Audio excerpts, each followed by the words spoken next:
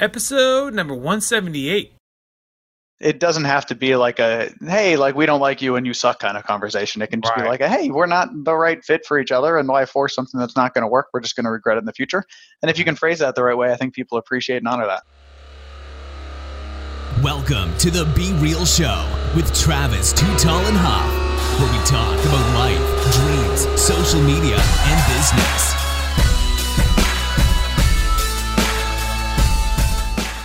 Well, hello and welcome to the Be Real Show with Travis Too Tall and Huff. Folks, I'm fired up today because after this podcast, hopefully we are going to make you and your organization better.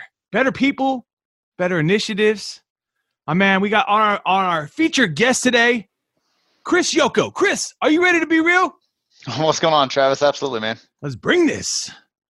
Chris is focused on helping people and the organizations they belong to, paving the world for a more utopian world. I love that. More utopian world. And that's the dream. That is the dream. That is the dream. I feel like some of us are living in utopia, but so others are living in a world of agony. He primarily does this by helping like-minded organizations build and champion themselves using the most powerful asset, folks, in the world right now is your web presence and what people are searching and saying about you, as well as also when they come to your site, how that process works so that you get more business, more sales, more engagement, donations if you're a nonprofit. And when Chris isn't fearlessly leading, he is also, you might find him playing some ice hockey. You might also find him buried in a good book or a man, and I like this one. And he is also always playing and exploring with his incredible wife and his 2 daughters. So, Chris, it's a pleasure to have you on the show today. How's your day going today? Yeah, man, it's a good day. How about yourself? It's going good. Pretty good day. Yeah, pretty good day. It's only 105 outside here, and it's not too bad, but it could be 120. This is true. So you could be over here. You could have our humidity. So you guys got the humidity, yes. Although the last couple of days we've been picking up a little bit of humidity, like in the 40%, which is like, dang, it's hot and humid. Look, nowhere near where you guys are at, but still, it's like, oh man, come on. It's any of that, man. You just start to feel like you got to chew the air. It's ridiculous. Right. You're like, how am I going to get through this? How am I going to get to the other side of the street over here because it's hot outside? So my man, how or what gave you the inspiration to start Yoko Co, which obviously is your last name, but you guys are focused on interactive marketing and web presence. What gave you this epiphany to start this business and help clients? Yeah, so it all kind of, I think a lot of companies are born out of frustration. Mine was the same, where it had a bad experience working with a full service agency I was a part of beforehand. Mm-hmm. To make a long story shorter, grew mostly through acquisitions. So they were acquiring a lot of businesses in different areas. And my understanding of what we're going to do is really integrate the cultures of all these different organizations, because it was a really good idea. It was, you buy a direct mail firm and a TV, commercial firm, and boom, boom, boom. And then you cross sell all their services to each other to leverage, the debt you took on to basically buy the businesses. Which is cool if you can get them all playing on the same side. But what happens is you're buying firms where these people were pitching against these other mediums for 10, 20, 25, 30 years. Right. And now all of a sudden you're like, all right, cool. Now you guys are best friends, work together, figure it out. And obviously, things begin to fall apart. The guy who was in charge of it also he was a great person personally, but was just a totally different person whenever you put him in a business setting, which was like a weird transformation to see somebody be that different in 2 aspects of their lives. Mm-hmm. And did no cultural integration. Every single company that was acquired, about 50% of the staff either left or was fired. Wow. 20 to 50% of those that left ended up getting sued. And so there was just a lot of negativity in terms of the work that was being done with the members of the team. And then on the other side, these are clients that we were acquiring. The mentality in the business was, okay, we have to strong arm them into doing things the way we want them to do to kind of maximize our profits, not the things that are generally in the best interest for them. Right. And we had a couple of things happen right towards the end of my tenure that I really disagreed with, and ultimately said, you know what, if this is the way people are treating employees and clients, I was like, it won't take a lot for me to be able to live the same life I'm living here, but feel a lot better about the work that I'm doing, and ultimately struck off and started on my own. And the reason the company carries my name, I never thought it would be a company. I just kind of figured it would always be me consulting. Right. Hey, that's some of the best ideas. Like you said, it's coming from a need, and you listen to the need of the industry as well. I mean, because I think that's the problem in general with the industry. Yeah, absolutely. They're pushing them to media that they, either have owned or some other kind of things, and it's like, I don't know, that's the best buy for the client, right? Yeah, well, and so much of it breaks down to like this. Do you allow profanity on your show? Yeah. Okay, it just comes down to all of this like bullshit that people have where from a business standpoint, entrepreneurs, we all step in and we want to make, and by entrepreneurs, I mean, anyone in a nonprofit, a business, an association, whatever world they might live in, we all got into what we were doing usually to make some kind of meaningful change. And then as soon as you get into it for a while, everyone starts to have the same scorecard, which is like, oh, like what's your revenue? What's your revenue number? How quickly have you guys grown? How quickly are you growing? Hey, what are you guys doing in terms of your margin? And you start using that as the scorecard for your success. And you stop looking at, oh, like how do people feel about working with us? Are we making people's lives better? And you become so myopically focused on just these.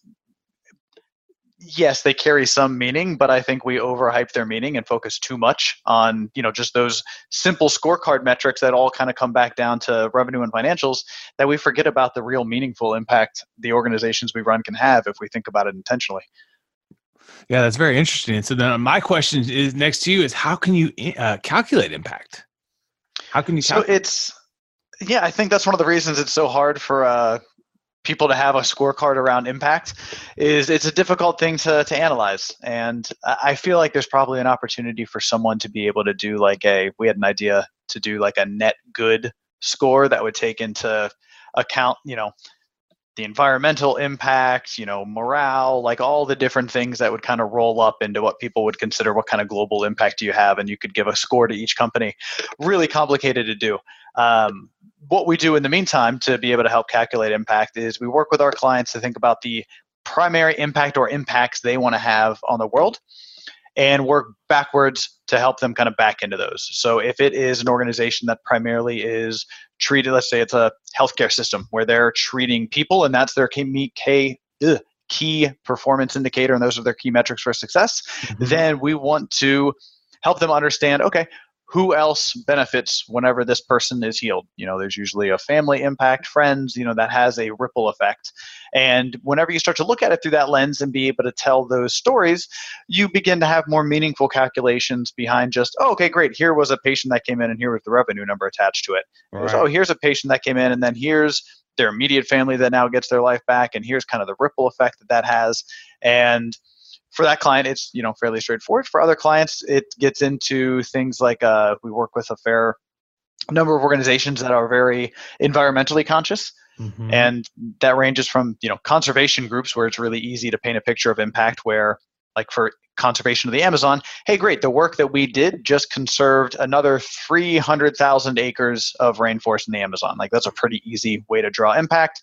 And some of the scientists we work with also can help calculate, hey, here's the impact that makes in terms of climate change. The Amazon serves as the lungs of the planet, basically. So here's what that looks like globally. Wow.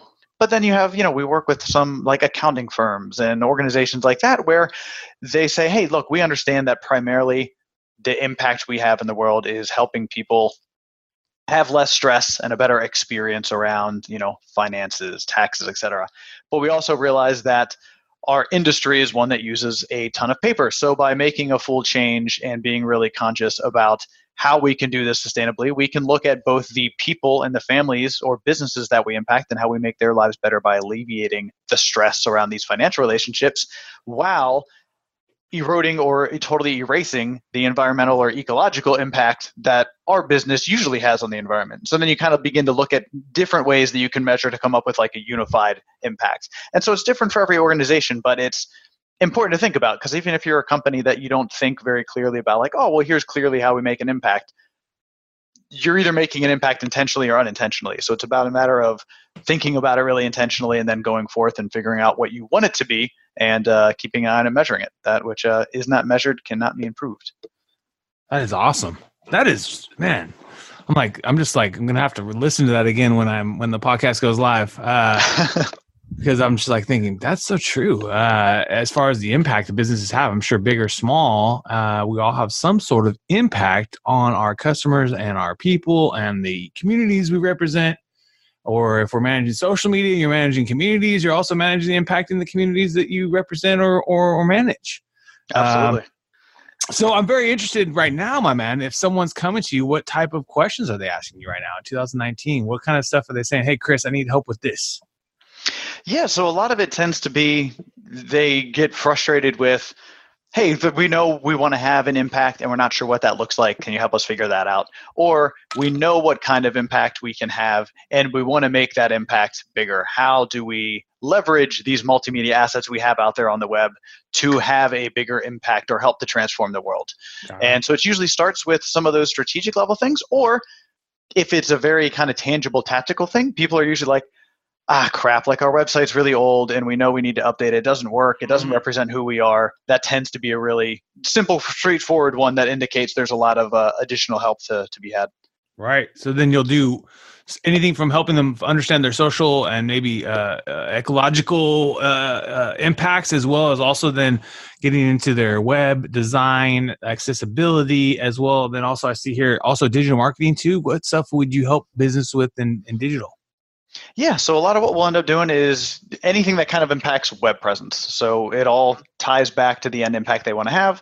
So if we work backwards, it's kind of a much broader view of building a funnel and the content needed to populate it. Mm-hmm. So an ongoing engagement for our clients might include general updates and a rebuild of their website, getting into custom development if they have an app or mobile app or anything like that, and then ongoing content production, be it video, podcasts, blog content, white papers, case studies, all of that fun stuff, and releasing it, kind of managing the editorial calendar and the marketing calendar, and regularly checking in to see what the performance looks like. Usually, if it's an organization that is involved in any way in having like actual salespeople, also doing closing the loop reports and meetings with their sales teams to understand what leads coming in are actually good leads and really qualified, which ones are not so highly qualified, doing some sales support and enablement to help lead scoring to help make sure that they're having effective conversations,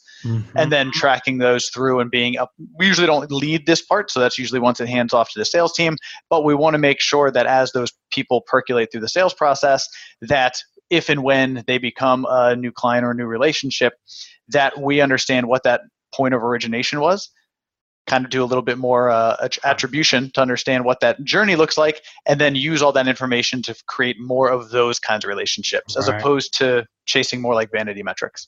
Yeah, just chasing clicks. Exactly. Or like, oh, look, we posted this picture of a puppy. It got 100,000 likes. Yeah. It's the dopest content we've ever put out. And it's like, that's cool. And if that's all you want, like, power to you, you do your thing. But it's the article that had 10 people read it and one of them say like, hey, yeah, we need this. Can you help us with that? Was the one that actually helps the business. That was the one that actually sold a deal. Exactly. And it's always, the sad thing is it isn't about the numbers. I mean, if you do anything in life, you start creating content, you put it out on any channel, unless you get lucky, you're not going to just strike it hot and hit numbers right away unless you're spending huge money in advertising on that content. But it takes time. Over time, it builds, and people keep staying consistent, and the numbers, especially if you're in a B2B business, you don't have to have a ton of leads. They just have to be the right ones that convert to huge, huge contracts. Ask any salespeople, would you rather talk to, 1,000 marketing qualified leads or 10 sales qualified leads? And you'll pretty quickly figure out like, oh, you know what? Sometimes less is definitely more. Oh, yeah. And just your own time and sanity. Yeah, exactly. Why are you going to waste having all those conversations and waste the other person's conversation if it's not a good fit? Like, find stuff that really serves as a magnet. And that can be a hard thing to do. Just trying to find the right fit with customers.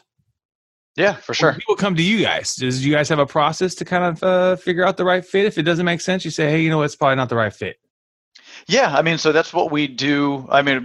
Religiously for ourselves, we work exclusively with organizations that have that passion or purpose beyond profit. And we find that it definitely serves as a magnet. Like, it repels people that we're not their kind of people. Right. They kind of get turned off by that messaging really quickly, which is okay, because the people that are down to do that kind of work absolutely know that that's what we're all about. And as we get started with clients, we really aim to do the exact same. It's, who are who's your core audience? Who do you really want to be working with? And when you think about that, what people is it okay to alienate or repel when you do that math? Because you're not going to be everything to everyone, but by being really intentional about who it is you're a really good fit for, it's going to come through in your messaging. It's going to come through in your content. It's going to be consistently and congruently reinforced whenever people go from that web interaction and jump on the phone with you or jump into a meeting. You're going to find those meetings go much better because you're basically reinforcing what they've already read online. Whereas sometimes people will build a funnel where they're like, we got to get the maximum number of opt-ins. So they build a funnel with like the right language and everything that gets people to click. And that's great, except for then whenever they come in to meet, if it's not consistent and congruent with what you say internally and in meetings, you begin to find yourself having all of these, what you think are going to be initial qualifier conversation for leads that end up turning into nothing because it was inconsistent with who you truly are. Right. And also, like you said, too, I think it's a very good point. Just like in your wording, the power of words is so powerful. So using words that will push away people that you know you don't want to work with. For sure. Absolutely. Time is the... We're not 99 for us. It's like we're not $99 social. I mean, that's right. Exactly. We're not some cookie cutter template website social company that's going to post crap on your website or on your social. Yeah, and that's you guys would be like, we're not some company that's just going to build, quick templated Wix sites. Yeah, exactly. And that's, we used to get a lot of that where they were like, hey, cool. Like we've got like a Squarespace account and we've got like, $400 and can you jump in and help us out? And it's like, would love to, but the time we spent scheduling and having this conversation at this point was kind of already, beyond the budget. So it's just, the time is the one thing they're not making any more of. We've only got so much. So, and at some point, that's the only way you can grow your business. Absolutely. So they charge more, so your time and your value and what you've built and then your expertise, and then you keep building, and then, you keep your current customers, but then the new customer comes on, they got to pay a little more maybe. It's just part of life. Yeah, and it's also one of those things where it's I think it's I saw Tim Ferriss at an event, and one of the things he said, he was like, for me, if something's not a hell yes, it's a hell no. And I get caught up not doing that, but whenever you can really follow it, if it's work you're really excited about doing, or they're paying you the right amount to do it, or whatever the case might be, and you feel really good about it, then boom, be all in on it. Right. But I usually find it's difficult to say no, but if you can get good at it, you'll find that more and more of the right opportunities end up in your lap, and you spend less time being frustrated with the wrong ones. With knuckleheads. Let's get the knuckleheads out of the business. It's hard to do. Absolutely. It's hard to do in advertising and marketing. I mean, you never know. Customers are like, I want to be this guy. Next thing you know, this guy's calling you every dang day trying to talk about the results. It's like, that wasn't included into the proposal. 20 emails and phone calls all day long. I mean, was that included in the proposal? I didn't see that. Exactly. We need to change our model. We'll start charging like a lawyer, every time we pick up the phone. Yes. My secretary picked up a phone. It was $275. I picked up the phone. It was $500. Oh, you want to keep, chatting about things? No problem. My billing rate is, $250 an hour. Let's do this. There we go. It's hard to do, though. It's really hard to do. I mean, it is, and you don't see the results of it initially. It's hard to do, and you got to stick with it for. It depends on obviously your sales cycle and how your business grows. But I mean, it took us 2 years of saying no to opportunities before I really began to notice that this actually has had a meaningful impact, and now I can kind of reflect on it and appreciate it, but. Every single time I said no, I was like, great, that was an opportunity we probably could have had, and you feel crappy about it. But that's one less customer I had to build my business with. But it's true. It's absolutely true. What you just said is just you avoiding people that you are not hell yes or hell no on. Yeah, absolutely. You're not in on the project. They're not probably going to be the greatest fit. So let's just move on. Do you have real quick question on that one? Do you have an appropriate way of rejecting them? So for us, it's pretty easy. We can find the work that we do. The reason we originally kind of split off to only working with these types of clients is a couple of years ago, we did some soul searching internally and found that everyone on our team kind of wants to accomplish very similar things with their life. And so we agreed as an agency, we're only going to support and those organizations we feel aligned with.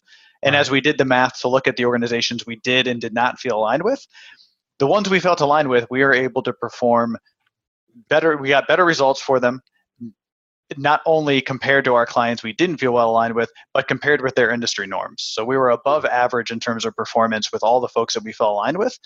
The folks that we did not feel aligned with, we found took a lot more of our time. We did not get as good of results, both based internally and compared to kind of their industry norms. We were, I think in a couple of them, we were still a little above average. A couple of them, we were around average or below. And so we realized like, oh, it's silly of us to put ourselves through a bunch of heartache and work that we don't really want to do to get mediocre or subpar results. So for us, saying no to a client is just, hey, we don't feel like we're really well aligned, and we find that the organizations with which we are aligned, we can have incredible results for. But for those we don't feel like we're well aligned with, we're not going to get you the best results. And so we're not the best choice for you in this case. Boom. And then you can kind of, I'm happy to make some introductions to some other folks you might want to talk to, et cetera. Right. And help make sure they land somewhere that might be worthwhile. But I find that, people, we've gotten referrals from people we've turned down but introduced to other firms that said like, oh, we're working with, X, Y, and Z, and thought you guys might be a really good fit for their, their web design. So that's cool. So just give them some love, and then maybe they'll, give back at some point too with their clients. Absolutely. And so, I feel like it doesn't have to be like a, hey, like we don't like you and you suck kind of conversation. It can just be like a, hey, we're not the right fit for each other, and why force something that's not going to work? We're just going to regret it in the future. And if you can phrase that the right way, I think people appreciate and honor that. Yeah, that's a good point, man. Great point. Well, now we're about to take you into our top 10. Are you ready? All right, let's do it. Apple or Android? Android. Netflix or YouTube? YouTube. Instagram or Twitter? Twitter. Chicken, steak, or fish? Ooh, I'm going to go fish. Nice. Laptop or iPhone? Well, I went Android, so I'd have to go laptop. I want Android phone. Yeah, no, Android. My bad. Spotify or Pandora? Spotify. Movies or video games? Oh, I like both, but if you have the time to sink into a video game, it's always fun to be a part of the story. Right. Yeah, a little different, huh? Because you're controlling now more of the story now with the video game. Absolutely. Reading books or listening to books? Oh, both are good. I prefer reading. Stocks, crypto, or real estate? I started my career in real estate, so I'll go real estate. Oh, there you go. Oceans or lakes? Oceans. Oh, yeah. And so when you get your day going, you're getting started, how do you typically like to start your day? Do you have a routine or a way of getting yourself motivated for the day? I'm not exactly a morning person, so my morning routine usually consists of Ivy or Lily, those are my daughters, coming in and waking me up at some point in the morning, and that's kind of how I get my day started. My wife Bridget usually is a morning person, so she'll have fed them and fended them off for maybe a half an hour to an hour or so to give me a little bit more time to sleep in, and then awesome. Jump in, start my day, and then go hit the gym, and then usually get into the office at some point. Is that what you do? You usually hit the gym before you go to work? Yeah, try to. That's awesome, bro. That's a good way of doing it, man. As most of our guests, they like to get some sort of activity in the morning, some sort of physical activity in the morning. It's hard to do that after you're done with work, right? Because it's like, your day's done. You have other reasons to go home and be with your girls and wife. Yeah, exactly. Like before we had kids, I used to work out after work, but now with them, if they're going to bed at 8:30, you don't want to miss that time. Right. Yep.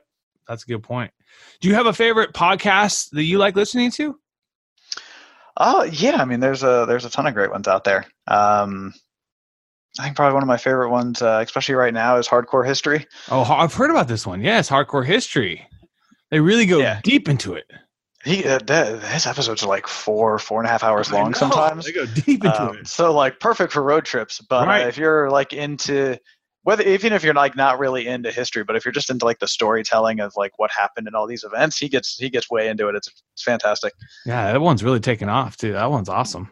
I like it that there's so many different verticals of podcasts. Like different topics that you never like think that people could really cover, or the major media won't really cover, so that's why the podcasts are perfect.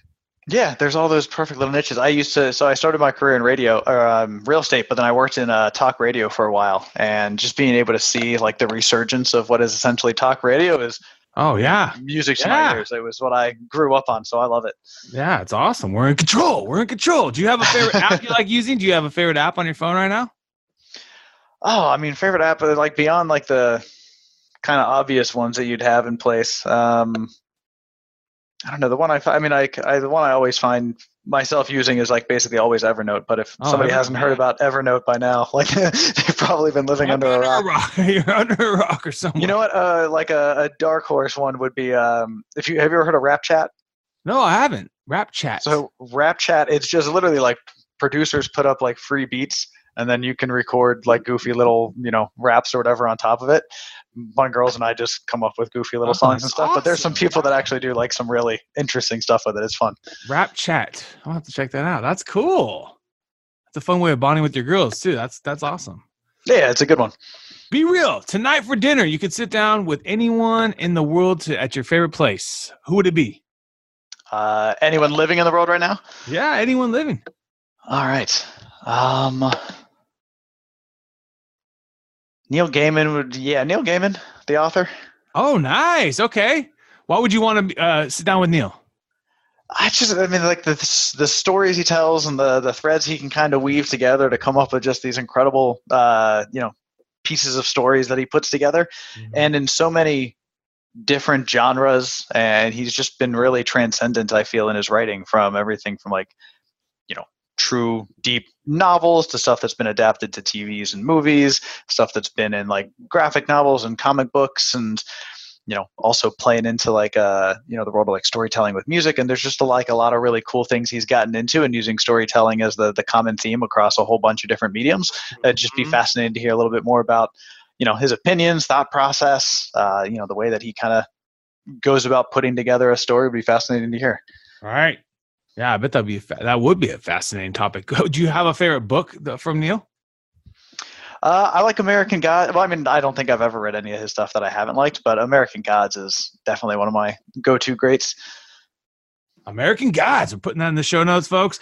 And then also, do you have a favorite thing to do at night, or a favorite show you like watching with your fam? Favorite thing to do. So I play beer league hockey. So they give us all the terrible ice times, like around 10:30, 11:30 p.m. Nice. Playing some hockey. Absolutely. So, that's cool. How many guys will be out there playing? Usually across both teams, you'll get 20 to 25 guys come out. That's awesome. That is awesome. Yeah, it's good. So it's good fun. You guys have some drinks and play hockey. Pretty much, and it's better than a treadmill. So you go out and you get to skate. Yeah, dude. There you Absolutely. Go. And do you have a favorite position, or you a forward, or are you I play D. I don't know how people play goalie. I feel like they're all crazy, but power to them. You can't play the game with them, or you can't play the game without them. So right. They get probably a lot of different bruises.